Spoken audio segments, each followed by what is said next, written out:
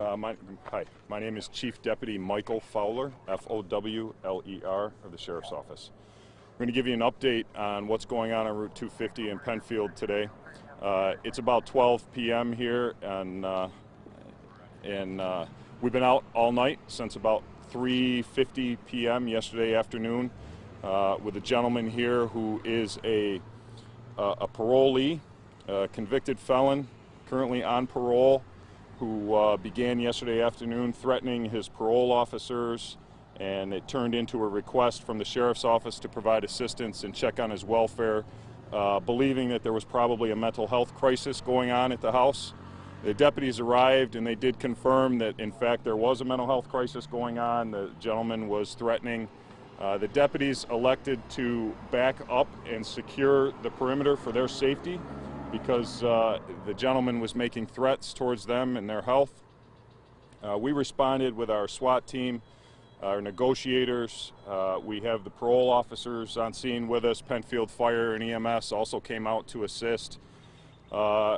We have several resources here now that have continued to work this matter throughout the night. And as I stated yesterday, that this is a person in a mental health crisis. He does pose a risk to our deputies and to those people in that immediate area.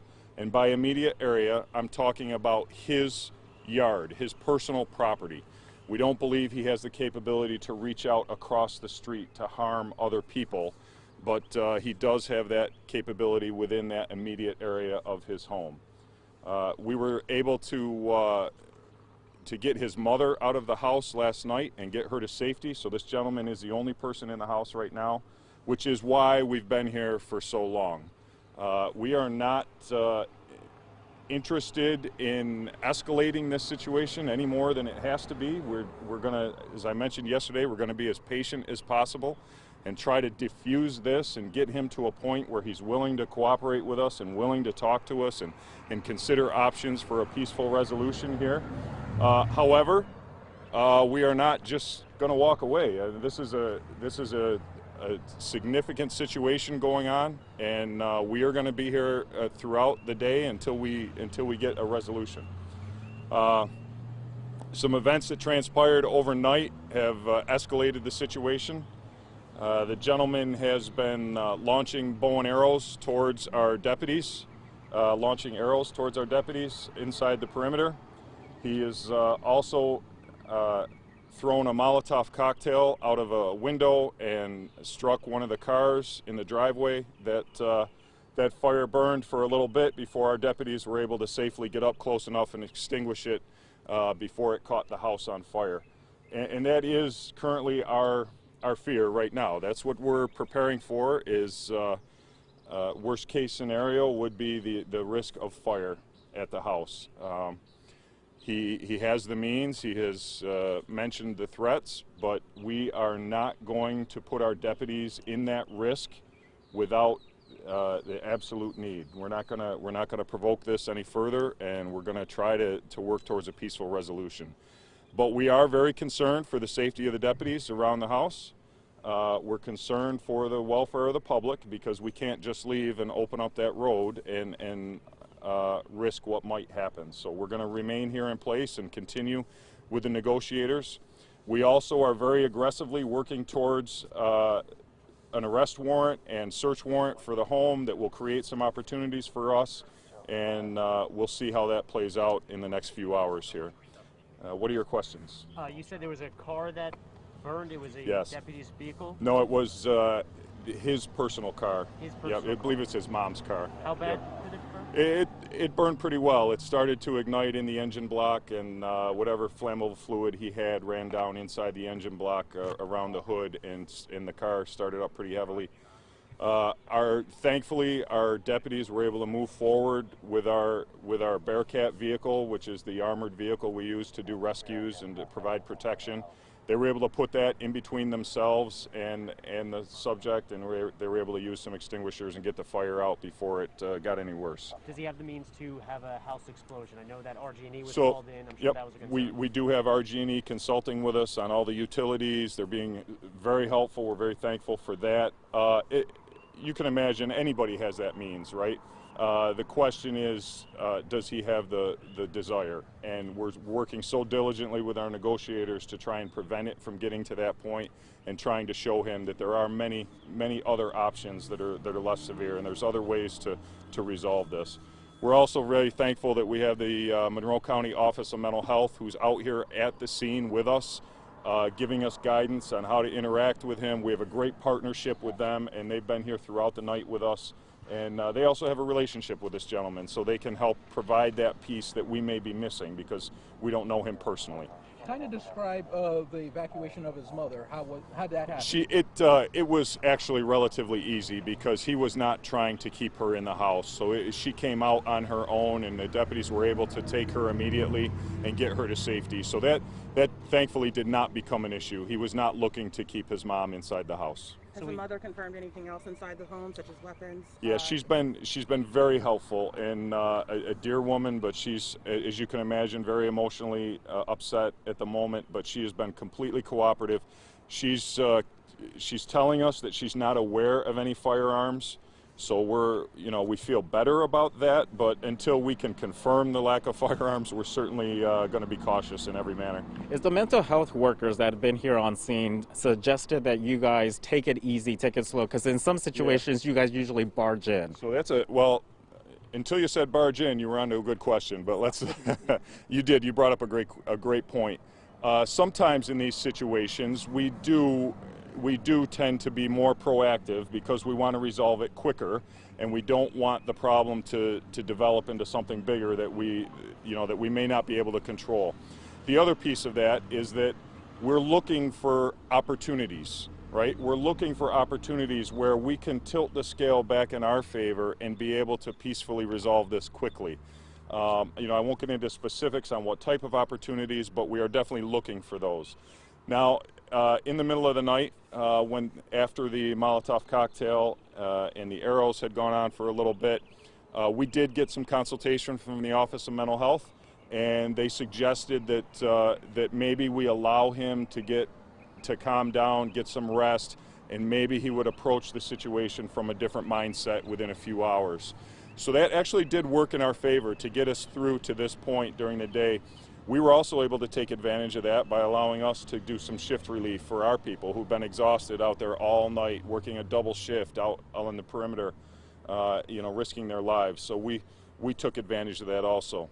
Deputy Chief Fowler, not to cut you off, but yep. I know you said he's a convicted felon. Is the Monroe County Sheriff's Office been to the house before? We have been to the house before, but not anything that you would consider significant, and nothing that would lead to this level of event. Parole had him working with the Office of Mental Health. He was actively under parole supervision, still is. We're preparing a parole violation. They're working on that right now to violate his parole because of these events. And we are adding to the list of criminal charges, unfortunately. I mean, that's the unfortunate part, is there will be a mental health resolution to this, and there will also be a criminal court resolution that we'll have to seek when this is all over. Chief Deputy Fowler, you said the man's mother was the only one in the house, is that correct? Yes, that's correct. And again, she was able to easily leave. There was no attempt on his part to hold her hostage, no. Overall, an unfortunate situation that you want to make sure you get him out safe, you want to make sure your men and women are safe, you just want to ensure the safety of everyone. It's not so much, take him to jail. You want to ensure the exactly. safety. But what could you find possibly inside that house, and what do you know about the man? What was his motive possibly for doing all this? So I can't really speak to a motive yet because we don't quite know. It's obvious to us that there is a very clear mental health issue going on. And so it makes it difficult to get to some of those underlying complaints or whatever triggers may be going on in his head. But he is absolutely threatening our deputies, threatening his own life. And at this point, we're going to continue to work it. I can't thank enough all our partners that have been out here with us throughout the night to try to help us. And we're gonna keep going until we get a resolution. What's the situation for neighbors right now? We have closed down this portion of Route 250 right there near the intersection of Sweets Corner. The immediate houses across the street, and I believe there's 4 residents that are within that block area. We've asked them to shelter in place, and we've also communicated with them to call us if they need anything. We've been able to kind of escort them out to get to work and then get back to their house and things like that. But we obviously don't want them out walking around their front yards and things like that. We're going to try as best we can. Believe me, I know exactly how inconvenient this is to have Route 250 shut down and to be one of those neighbors and be sheltering in place. That is not what we need right now. But unfortunately, that's where we are, and a man's life and some deputies' lives are at stake, and we're unfortunately going to continue that until we can ensure safety. Is there anything you could tell us about the man, as you mentioned, like his age? You know, is anything detail-wise in terms of who he is? Yeah, he's a male in his 50s. I'm not going to release his name yet, just because I don't want other people reaching out to him and interrupting our attempts at negotiations. I got to tell you, these negotiators that have been working at this for, we're going on, in a few hours, it'll be 24 hours we've been working on this with nonstop negotiation attempts.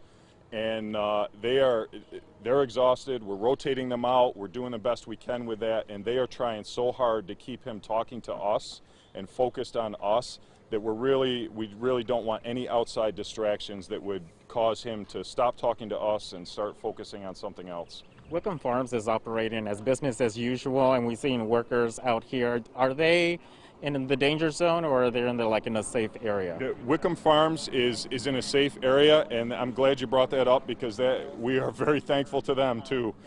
We've been able to use that as our command post and our staging area, and it's made things a lot easier for us. They've been so supportive of us and the whole public safety effort. So I can't thank them enough. And again, I apologize for the inconvenience to the public. We're going to do the best we can. Can you provide just a quick summary of who all is on scene in terms of resources?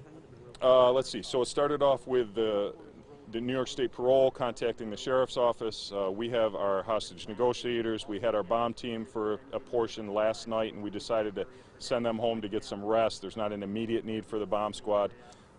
We will bring them back when it comes time to check the house to make sure that there's no devices or anything that left in the house. We have our K-9 squad. We have, as I said, our SWAT members, our negotiators working nonstop. We have our criminal investigation team.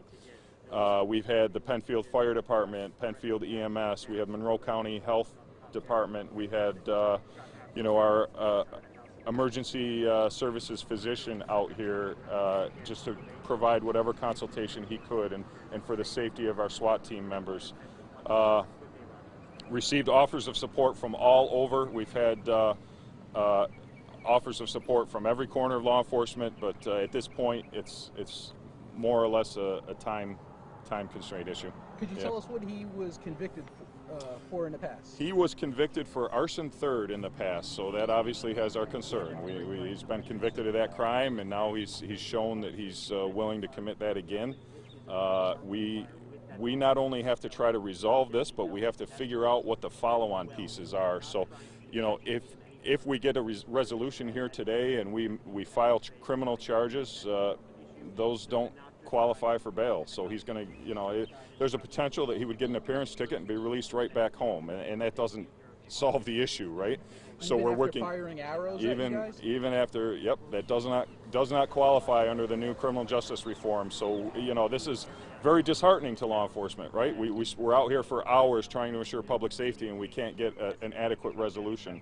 However, the mental health piece and the Monroe County Mental Health Office has been very proactive in setting up resources available for him to be moved into those resources if we can bring this to a resolution. But isn't that akin to and very similar to shots fired? It is very, and you're on the right point that we would have to make that case before the courts and hope that they would hear us and understand the risk to public safety. But as we've spoken about before, bail reform doesn't have a public safety exception in New York State. So that's unfortunately that falls on deaf ears right now. If he sees this, what's the message you want to give to him? If he's watching this, I tell you what, we are not going away. We're not going away. We are here. We have options available to help you. We have plenty of people that are waiting to listen to you, and we want to engage in conversation with you, and we want to get you some help. It does not have to end this way, and we are here with open arms. Just reach out. reach out. We'll take it at your pace, but we are here to help you, and please, please consider the safety of everybody else. Okay, thank you very much. Thanks. If there's another update, we will let you know via email when the next briefing is, but we simply don't know what that is. Sure. You've been on heavily on you. Thank you.